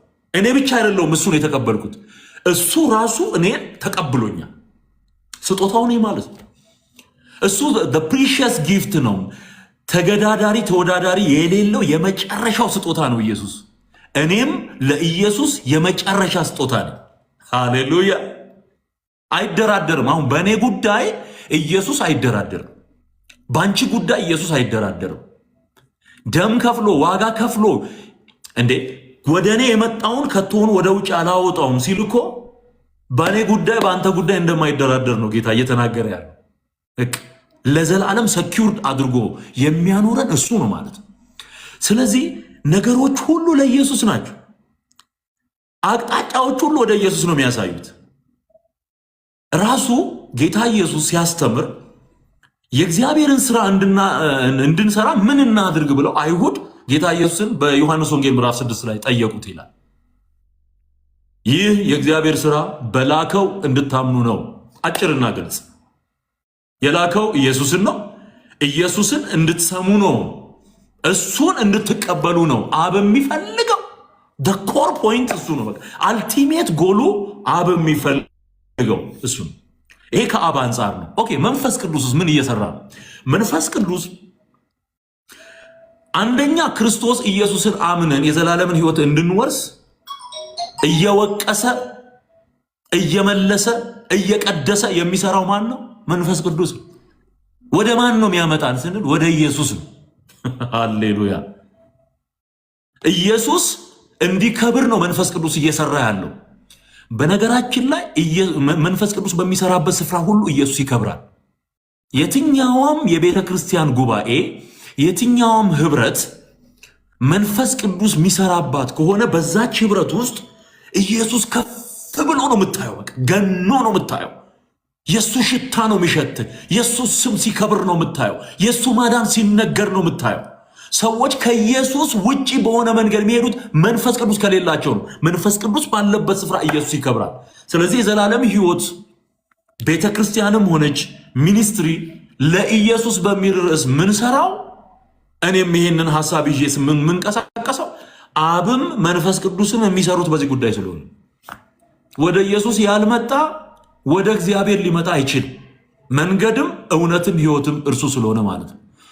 ሌላው እንደምታውቁት ከዚህ ወጣ ብለን ደግሞ ስናይ በምድራችን ላይ ያለው አንዱ ተግዳሮት የኢየሱስ የሆነን ነገር ለፍጡር መስጠት አባዜ። ይሄ በጣም አደገኛ የሆነ ምድራችንን በእርግማን ያስጎበኘ አሰራር ነው።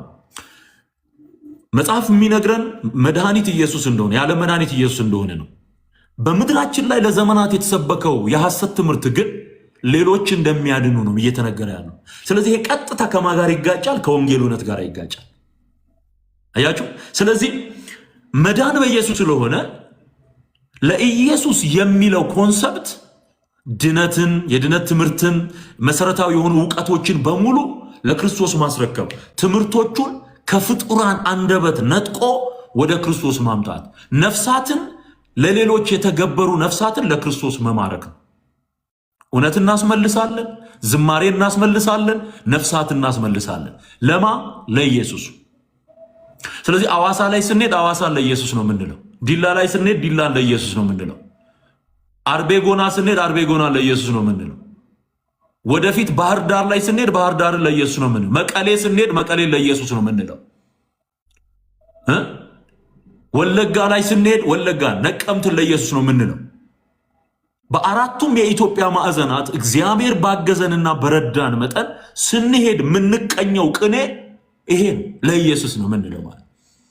ስለዚህ ገናንነት፣ ክብር፣ ስልጣን፣ ሞገስ የሚገባው ደግሞ ኢየሱስ፣ ምስጋናውም ለሱ ይሆናል ማለት ነው። መጨረሻ ላይ ሰማይ እንኳን ሲዘመር ከነበረው ዝማሬ መካከል አንዱ በሰማይ ያሉት መላእክት 24ቱ ሽማግሌዎች እያወለቁ አክሊላቸውን እያወለቁ እግሩ ስር ዙፋኑ ስር እያስቀመጡ ይገባሃል እያሉ የሚሰግዱለት በጉን ለበጉ ክብር ይሁን እያሉ ሃሌሉያ። ስለዚህ ምስጋና ተጠቅልሎ ለኢየሱስ ይቀርባል። ስለዚህ ነገሮችን ሁሉ ልክ አብ እንዳደረገው መንፈስ ቅዱስ እየሰራ እንዳለው ወደ ክርስቶስ ሰዎች እንዲመጡ በዚህ ዓላማና ራእይ ነው ለኢየሱስ ብለን እየሰራን ያለ ነው። አያይዘህ የጠየቀኝ ጥያቄ አለ፣ በሌሎችም ሀገሮች ላይ የሚሰራ ነው ወይ የሚል ነው። ቀጣይነት ያለው ነው፣ እንደ ቱር ነው ማለት ነው። አሁን እኮ ኦልሞስት 3 ቦታ እንደተደረገ ነው ምን ቆጥረው። ምክንያቱም ቦዲቲም ላይ ከቦዲቲ አብያተ ክርስቲያናት ጋር በመተባበር በቦዲቲ ስቴዲየም በጣም ትልቅ ዝግጅት ነው የነበረው። በጣም እግዚአብሔር ረድቶናል። ወደፊትም እዛ አካባቢ ካሉ አብያተ ክርስቲያናት ጋር ህብረት በመፍጠር ፕሮግራሙን በማዘጋጀት ወጪዎችን በመጋራት ኃላፊነቱን በመጋራት ሎካሊ ካሉ ቸርቾች ጋር፣ ምክንያቱም ለምሳሌ የዘላለም ሕይወት ሚኒስትሪ አሁን አዋሳ ላይ ሲሰራ የሚድኑትን ነፍሳት አዋሳ ላሉ አብያተ ክርስቲያናት አደራ ሰጥቼ ነው የምመለሰው። እነዚህ ነፍሳት ጌታን ተቀብለዋል። የሕይወት ብርሃን ቤተክርስቲያን ወይ አማኑኤል ህብረት ቤተክርስቲያን እዛ አካባቢ ያሉ አብያተ ክርስቲያናት ሙሉ ወንጌልም ይሁን ቃለ ሕይወት ለሚቀርባቸው እነዛ ነፍሳት የዳኑት ነፍሳት የሚቀርባቸው ሕይወት ብርሃን ከሆነ ሕይወት ብርሃን ነው የሚሄዱት። ጤናማ አስተምህሮና ጤናማ አምልኮ ወዳላቸው አብያተ ክርስቲያናት እናልከኝ ቃልዬ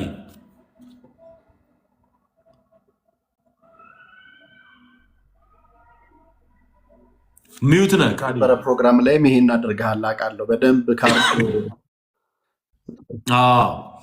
እዚህ ሚሊኒየም ላይ የተዘጋጀውን ፕሮግራም ላይ ትክክል ነው። ነፍሳት የዳኑትን ነፍሳት በመዝገብ ፎርም ተሞልቶ ለአብያተ ክርስቲያናት አደራ ተሰጥተዋል። በክትትል እስከ አገልጋይነት ድረስ እንዲደርሱ ለአብያተ ክርስቲያናት ነው ይህንን ኃላፊነት የምንሰጠው ማለት ነው። ምክንያቱም ጌታን ተቀበሉ ተብሎ መበተን የለባቸው፣ መያዝ አለባቸው፣ መማር አለባቸው። እነዚህ ሰዎች አገልጋይ የሚሆኑ ናቸው። ማን አሰበ? አሁን ትዝታው ወጥቶ እንዲህ ባለ መንገድ ወንጌል ይሰራል ብሎ ማን አሰበ? ቃልዬ ይወጣል ብሎ ማን አሰበ? እንደውም ቃልዬ ስለ ቃልዬ የሰማሁት ወደ ምንኩስና ጭምር ይገሰግስ ነበር። ይገርማችኋል። ወደ ምንኩስና እንዴ! አንተ ከስንት ሰዓት እኮ ነው ጌታ ኢየሱስ ያተረፈ። አስበዋል? አሁን ቃልዬ መንኩሶ ቀሚስ ጥቁር ምናምን አድርጎ ከላይ እስከታች እንዴ! እግዚአብሔር እኮ ነው ያተረፈ ቃልዬ። በኢየሱስ የመጣ ኮሮጆ መስሎ ይኖር ነበር። ያመለጠ እኔ ነኝ የሚለው መዝሙር እኮ ለእኔ ነው። ያመለጠ እኔ ነኝ፣ ያመለጠ እኔ ነኝ፣ ያመለጠ። ሃሌሉያ። እና ቅዱሴም በድቁና ያገለግል ነበረ ባለበት አካባቢ። ወንድሜ ቃልዬም እንደዚሁ በመቀሌ ከሳቴ ብርሃን አደለ የቴዎሎጂ ትምህርት ተምሮ እኛ እየዞርን ያላገለገልንበት የኢትዮጵያ ክልል የለም። በነገራችን ላይ እግዚአብሔር ለዚህ ቀን መርጦን በቃ ለወንጌል እውነት ምስክሮች እንድንሆን አድርጎን እንጂ ብዙ ቦታ በቃ። ስለዚህ እግዚአብሔር ይህንን እድል ከሰጠን ሌሎቹንም ከተሞች እንደርሳለን ማለት ነው። ነገ አይከፈቱም የተባሉ በሮች ሁሉ ይከፈታሉ። እኔ ከዛሬ 3 ዓመት በፊት በእግዚአብሔር መንፈስ ሆኜ ሳገለግል እዚሁ ላይቭ ላይ ጌታ አሳልፎ ሰሜኑን እንደሚሰጠን ስናገር ነበር። አሁን በቅርብ የምንሰማቸው ዜናዎች አስገራሚ ናቸው። እኔ ምንም የራሴን አገልግሎት ከፍ ለማድረግ አይደለም። ክብሩ ለእግዚአብሔር ተጠቅልሎ ይግባ። በእውነት ሰው ከራሱ አንቅቶ መናገር አይችልም። በተለይም መንፈስ ቅዱስ በምድሪቱ ላይ ሊሰራ ያቀደውን ነገር ለአገልጋዮቹ ይገልጣል ብዬ አምናለሁ። የትንቢት መንፈስ፣ የኢየሱስ መንፈስ የትንቢት መንፈስ ነው ብዬ ነው ማምነው። ከ3 ዓመት በፊት በኃይል ነው የእግዚአብሔር መንፈስ ሲናገር የነበረው። ቪዲዮዎቹ ስላሉ ምንም ችግር የለው። ባይዘወይ እንዲሁ እንደ ቀልድ የታለፉ ነበሩ። አሁን ግን ነገሮች የተገለጡ ሲመጡ ሰዎች ቪዲዮዎችን ወደኋላ እየተመለሱ ማየት ጀምረዋል። ዚስ ታይም ማለት ነው እግዚአብሔር ይናገራል። የተከፈቱ በሮች ወደፊትም ዝግ ነው። እዛ አካባቢ እንዴት ወንጌል ይሰበካል? ወንድሜ እንደ ኢየሩሳሌም አይነት ዝግ የለም። በዘመኑ የሮም መንግስት የነበረበት የሮም መንግስት እነ ኔሮ የነበሩበት ዘመን ይኖ አንገት የሚቀነጥሱ የነበሩበት ዘመን ነው። ቆዳ የሚገፉ የነበሩበት ዘመን። ያኔ እንኳን ወንጌል አልቆመም። ዝግ ነው ተብሎ የምናስበው ነገር ሁሉ አሁንም እናገራለሁ በጌታ በኢየሱስ ስም ይበረገዳል፣ ይከፈታል። እግዚአብሔር በምድሪቱ ስፋትና ርዝመት ወንጌልን የሰደድ እሳት አድርጎታል። ማንም ሊያቆመው እስከማይችል ድረስ የሶምሶም ቀበሮች ላይ ጅራታቸው ላይ እሳት ታስሮ በፍልስጤም እርሻዎች መካከል ተለቀው ያንን እንደበሉት በእሳት የኃጢአትን እርሻ የሚያቃጥል የእግዚአብሔር የወንጌል ክብር እሳት ምድሪቱን እንደሚበላ በዚህ እርግጠኛ ሆኜ ነው የምናገረው። በሮች ይከፈታሉ። ሃሌሉያ። አይደፈሩም የተባሉ ሁሉ እንዴ ማን ነው እግዚአብሔር ማንን ይፈራል? እስቲ ንገረኝ። ቴልሚ እግዚአብሔር የሚፈራው ማንን ነው? የትኛውን ነው ፈርቶ የሚያቆመው? ለመናገር እግዚአብሔር ቦታ የሚመርጠው የት ነው? የትኛው ቦታ ነው ለእግዚአብሔር ድንጋጤ የሚሆንበት? there is no way። እግዚአብሔር አይፈራም። እግዚአብሔር አይደነግጥም። እግዚአብሔር የኃይል እግዚአብሔር የክብር አምላክ ነው። አሸናፊ ነው እሱ። በቃ የሚጣሰውን ሁሉ ይጥሰዋል። በቃ እንዴ እግዚአብሔር በአንድ ሌሊት ቀይሮት ሊያድር ይችላል እንዴ? የሰው ክልከላ፣ የሃይማኖት ግርዶሽ በምንም ተአምር የወንጌልን ኃይል ሊገታና ሊያቆም አይችልም። እንደነገርኳችሁ የኔሮ ዘመን ላይ ወንጌል አልቆመም። በቃ እንደ ኔሮ አይነት ጨካኝ ንጉስ የለም። ሮም ስታዩ ሮም የምትታወቅባቸው ላንድ ማርኮች መካከል አንዱ ይሄ ኮሊዚየም ተብሎ የሚጠራው ስቴዲየም የሚመስለው የፈራረሰው ስፍራ። ያ ስፍራ ሰዎች ጣሊያን ሲሄዱ ከሚጎበኟቸው ስፍራዎች መካከል አንዱ፣ ክርስቲያኖች ለአንበሳ የሚጣሉበት ስፍራ፣ በስቴዲየሙ የሞላው ህዝብ የክርስቲያኖችን ስቃይ ላይቭ የሚመለከትበት ስፍራ፣ ሲቦጫጭቋቸውና ሲገሏቸው እነ ኔሮ ቁጭ ብለው ከህዝብ ጋር የሚያዩበት ስፍራ ነበር።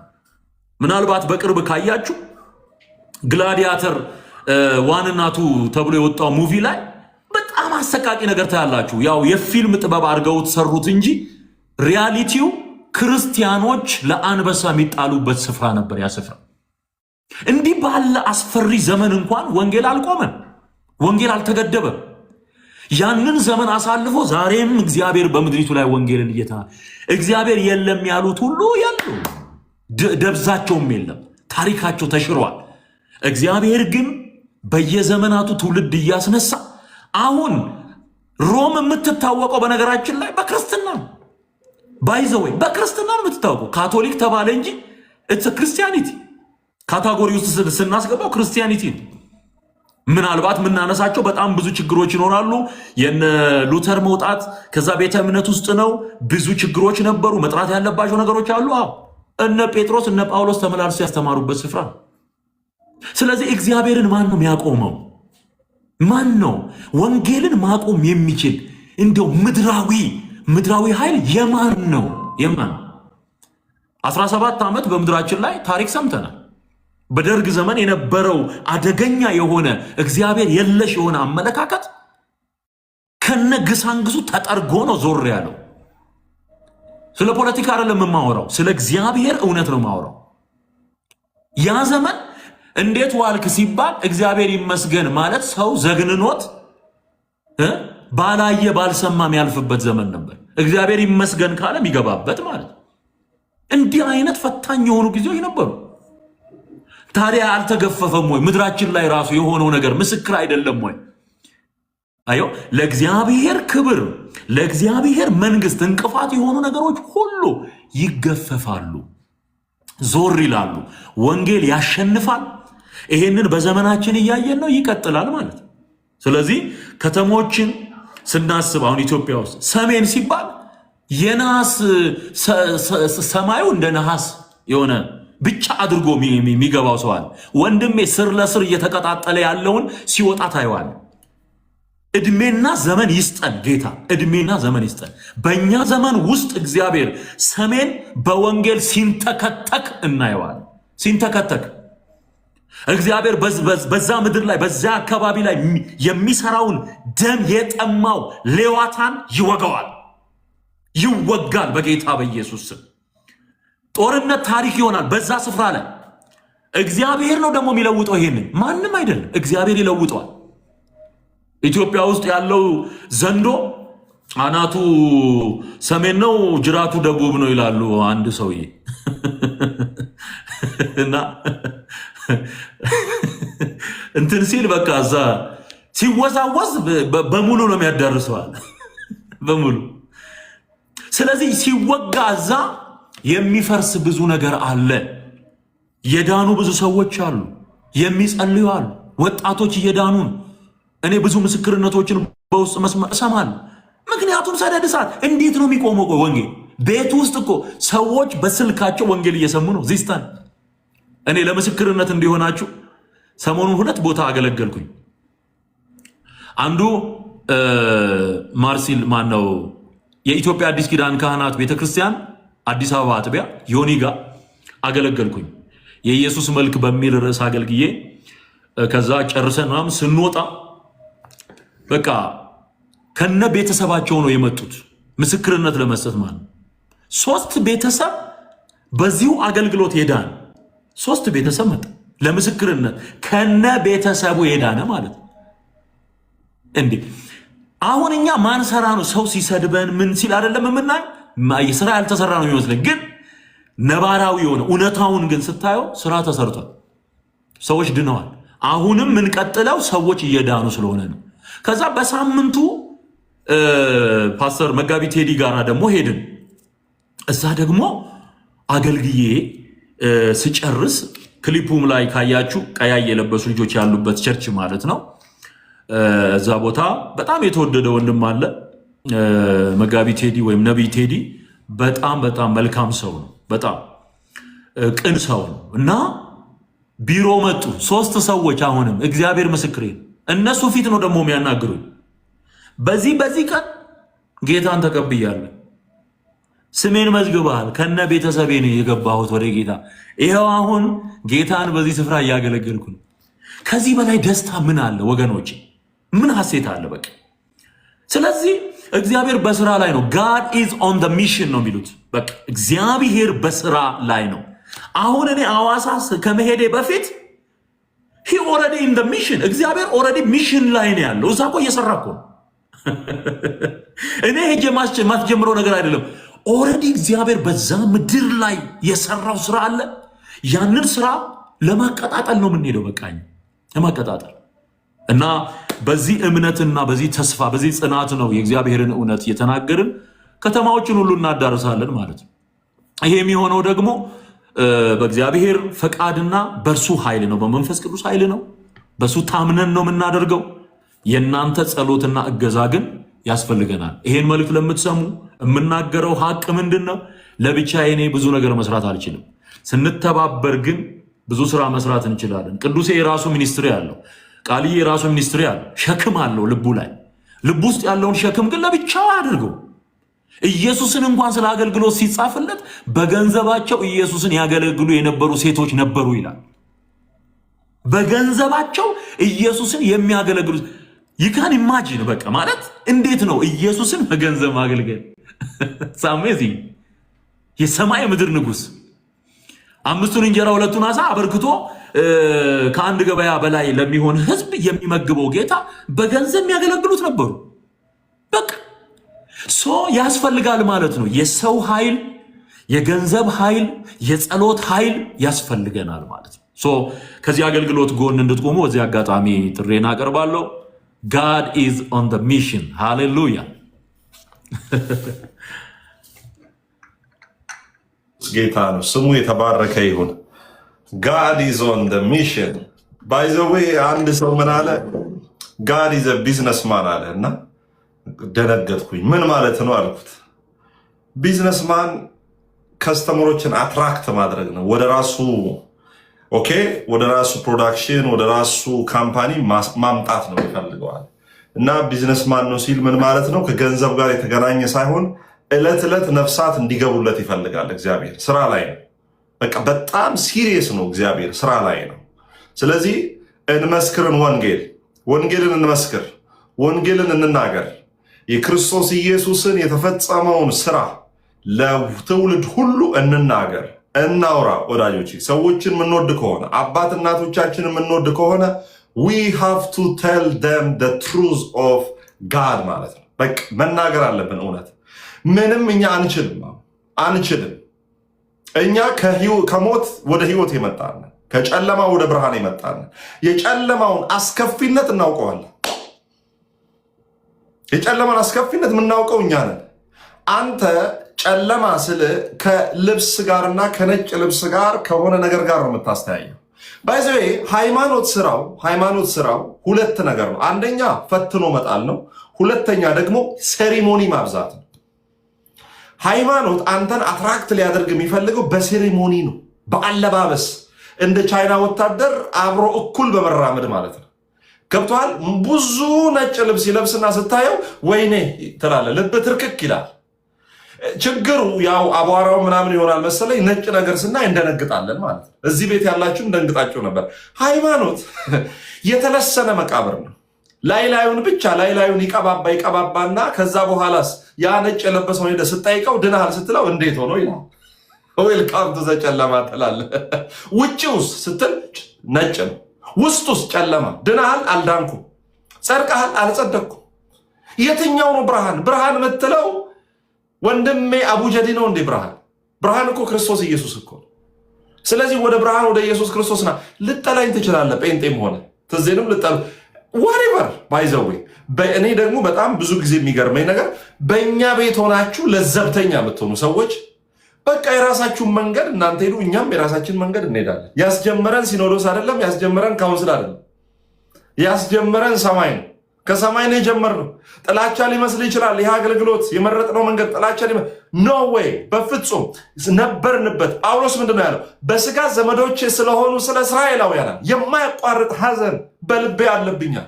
የተጠራ ነው ለዚህ ነው። በቃ ኢትስ ሳይንስ። አሁን ለምሳሌ ኦርቶዶክስ ኢቫንጀሊዝም ላይ ነው የምንሰራው። ለምን? የነበርንበት የምናውቀው እዛ ላይ ነው። ለምሳሌ ሌሎች ወንድሞች በኦርቶዶክስም ያሉ በፕሮቴስታንት ውስጥ በሌሎች ቤተ እምነትም ያሉ አሁን ለምሳሌ እስልምና ላይ የሚሰሩ አሉ። እኛ እዚህ ጋር ስንሰራ ነው እንደ ስተት የሚሆን፣ እነሱ እዛ እስልምና ላይ ሰሩ። ታዲያ ለምን ስተት አልሆነ? ኢትስ ሳይንስ። በቃ የነበርንበት ነው የምናውቅበት ነው። እኛ ለእነሱ ሸክም አለብን፣ እንናገራለን። ይኸው እየሰደቡንም እንናገራለን፣ እንወዳቸዋለን። እንደኔ ጴንጤ የሚጠላ እንደኔ እኮ የሚፈነክት እዛ ሄዳችሁ ጠይቁ። አማሩም ሆነ ዲላ ሄደ አዋሳ ጠይቅ። ጴንጤ አየው ማለት ማባረር ነው በድንጋይ። ደግሞ ግራ ነኝ አልስት። የሚገርም ነገር አልሜ ነው የምመጣው።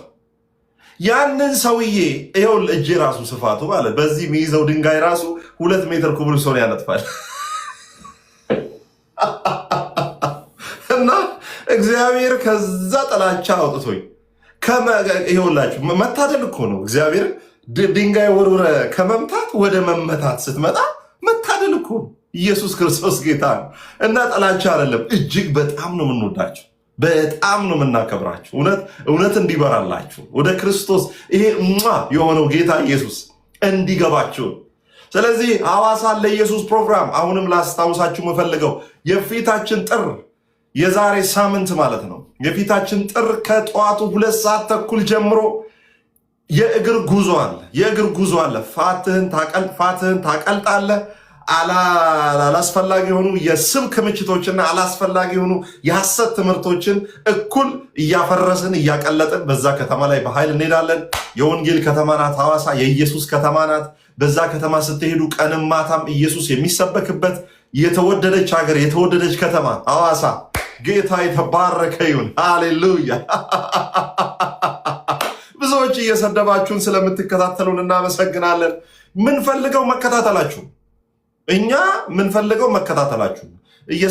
ማለት ስትሰድቡን ምንድነው የምናስተውለው? እየሰማችሁን እንደሆነ ነው። ጌታ ይባረክ። ስለዚህ መኖራችሁን የምናውቀው በስድባችሁ፣ ክርስቲያንን የምናውቀው በመልካም ኮሜንታችሁ ነው። ክርስቲያን ያልሆነ ደግሞ በጨለማ ውስጥ ያለ ሰው የምናውቀው ደግሞ በስድብ ነው። ስለዚህ ለእነዚህ ለሚሳደቡ ሰዎች ወንጌል ያስፈልጋቸው። እውነት ሊሰብካቸው ይገባል፣ ልንነግራቸው ይገባል። ኢየሱስ ክርስቶስ ጌታ። ስለዚህ ወዳጆቼ የዛሬ ሳምንት ከጠዋቱ 2:30 ጀምሮ የእግር ጉዞ አለ። ከሐዋሳ መስቀል አደባባይ ጀምሮ በደንብ አድርገን በእግር ጉዞ እየሄድን ቲሸርቶቻችን ጌታ ኢየሱስን ከፍ የሚያደርጉ እኔ እንደው እዚህ ስለሆንኩ ነው እንጂ ኢትዮጵያ በሆን ኖሮ ግንባር ቀደም ነበረ መሆነው እና ከጠዋቱ 2:30 ጀምሮ ይኸውልህ ኮቴ ራሱ ያስፈራል። ኢየሱስ ክርስቶስ ጌታ። የሰላዮቹን ኮቴ እንደ ብዙ ፈረሶች ኮቴ እንዲያስደምምና እንዲያስደነግጥ ኮቴያቸውን እንዳደረገ ዝም ብለህ የሐዋሳ ከተማ ላይ ምንድነው የሚባለው ከመስቀል አደባባይ ጀምሮ ዝም ብለህ ወቅ ስታረግ ሴጣን ይበሳጫል። ኢያሪኮ ላይ 7 ዙር ነው የዞሩት። ባይዘው 7 ዙር ነው የዞሩት እና እኛም ሐዋሳ ላይ እንዞራለን። የሚወድቅ መንፈስ አለ ማለት ነው። ኢየሱስ ክርስቶስ ጌታ። በቃ እንዞራለን። ስንዞር የሚወድቀው ማለት ነው ያለ የሆነ ተፈጥሯዊ ነገር አይደለም። ከተፈጥሯዊው ጀርባ ሆኖ ይሄ ወንጌል እንዳይሰማ የሚፈልግ ጨለማ ኃይል ነው የሚመታው ማለት ነው። ኢየሱስ ጌታ ነው። ስለዚህ ቅድም የተናገርናቸው በጣም ትዝም የተናገረው ነገር አለ። ከጠዋቱ 2:30 ጀምሮ በሐዋሳ መስቀል አደባባይ ቲሸርቱን በመግዛት እዛ እንድትገኙ በእግር ጉዞ ላይ እንጫወታለን። የእግዚአብሔርን ቃል እንሰብካለን።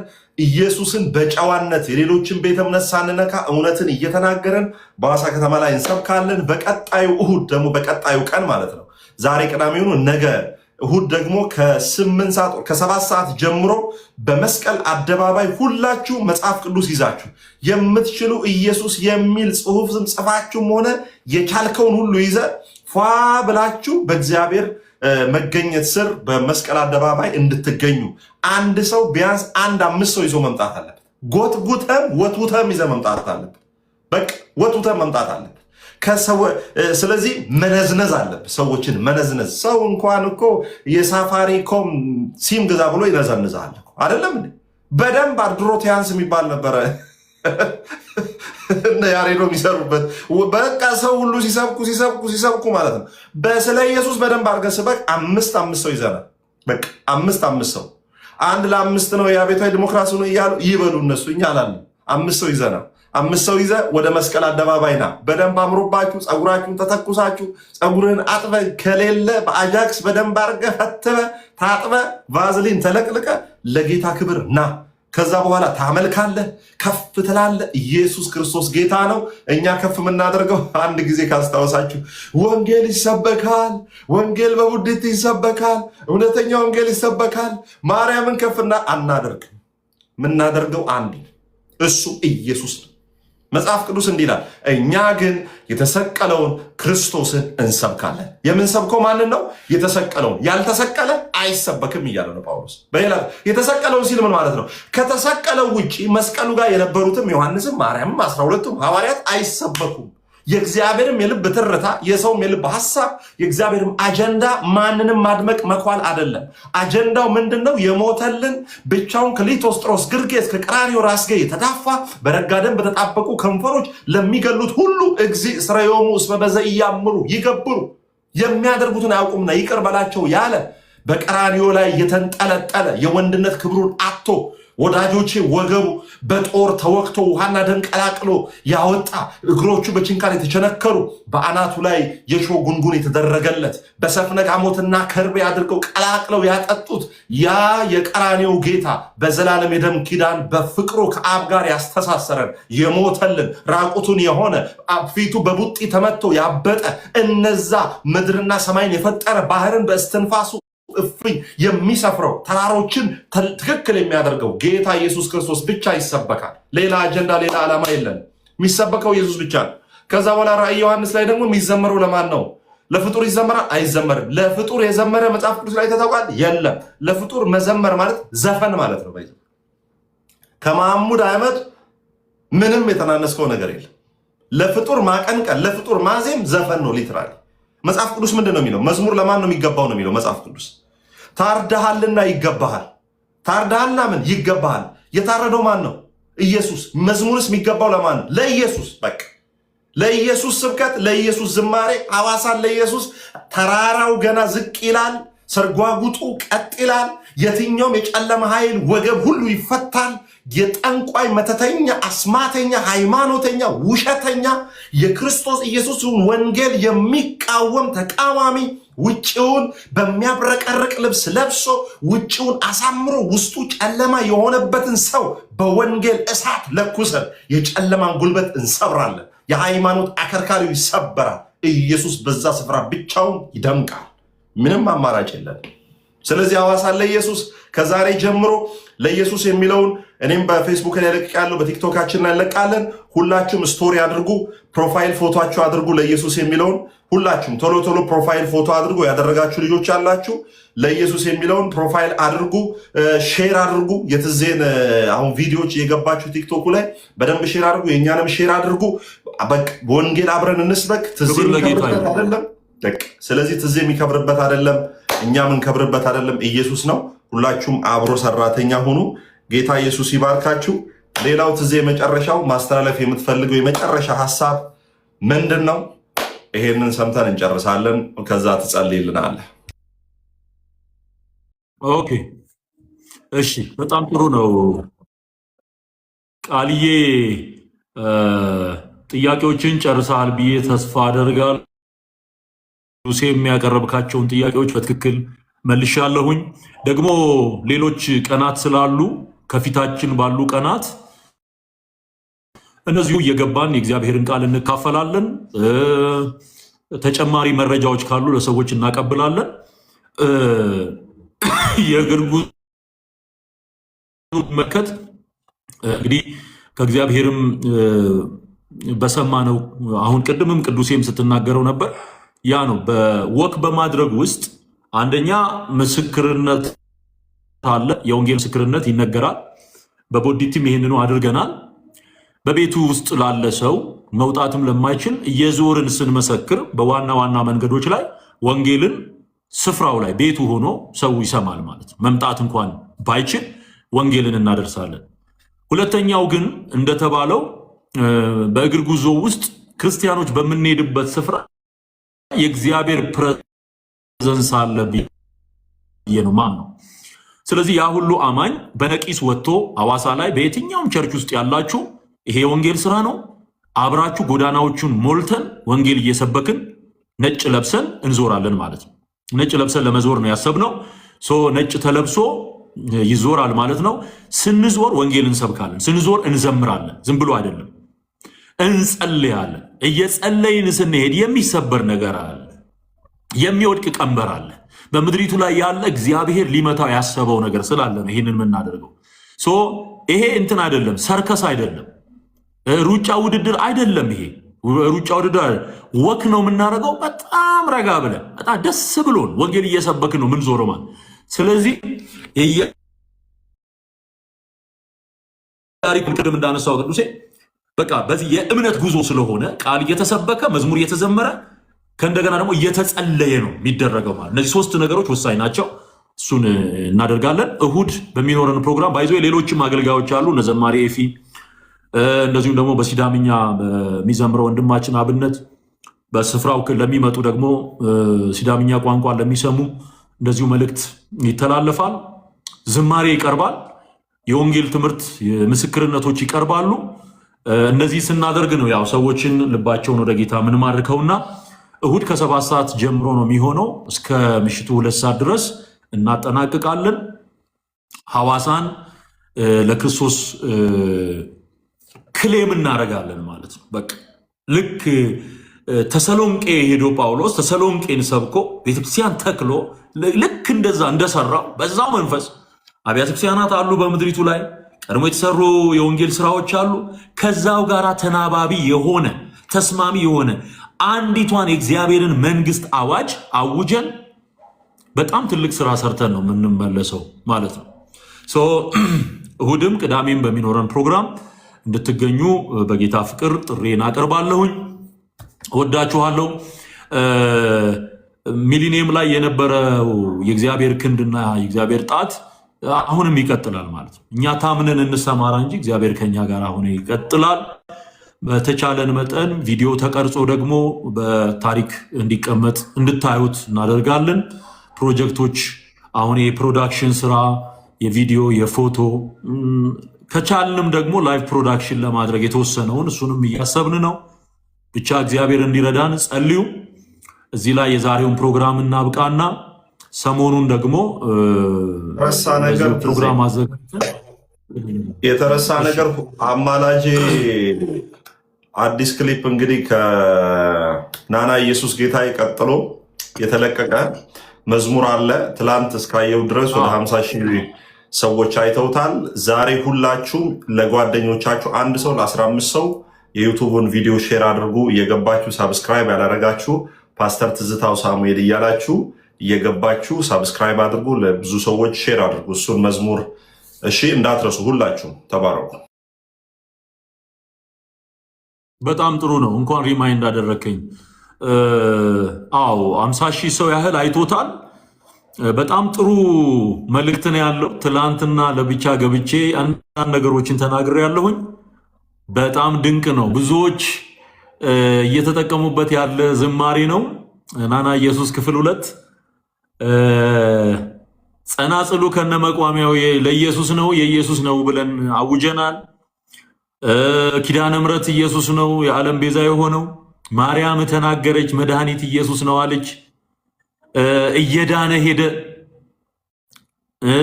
ደግሞ እንዲህ አክብሮናል፣ ጸጋው በዝቶልናል። በቃ በጣም የሚገራርሙ ሐሳቦች በውስጡ አሉ። ዋጅተነዋል ለጌታ ለኢየሱስ። ከሚዘመሩት መዝሙሮች መካከል አንዱ እሱ ነው። ናና ኢየሱስ ያው የማይቀር ነው። ይሄኛውንም በጉባኤው መዝጊያ ላይ ከሚዘመሩት መዝሙሮች አንዱ ይሆናል። ድንቅ ነው የሚሆነው። ይነዳል። ክብር ለኢየሱስ ይሁን። ሃሌሉያ። እና ያንን እናደርጋለን። እንጸልይና እናብቃ። ስለነበረን ጊዜ ሁሉ እግዚአብሔር የተመሰገነ ይሁን። ቃልዬም ቅዱሴም ጌታ ኢየሱስ ይባርካችሁ። በዚህ አብራችሁኝ የቆያችሁ ከ500 በላይ ሰዎች ያው አንዳንዱ ሲወጣ አንዳንዱ እየገባ ማለት ነው። ብዙዎች በመልእክቱ እንደተጠቀማችሁ አምናለሁ። ጌታ ኢየሱስ ዘመናችሁን ይባርክ። እንወዳችኋለን። ተዘጋጁ። ጌታ ኢየሱስን ለመቀበል የምትፈልጉ ሰዎች ሐዋሳማ አካባቢ ያላችሁ በዕለቱ መምጣት እንድትችሉ ካሁኑ ልባችሁን የማዘጋጀት የመጸለይ ድርሻ እንድትወጡ አደራ ላለሁኝ። ምርኮ ይሰጠናል ጌታ። እንጸልይና እናበቃለን።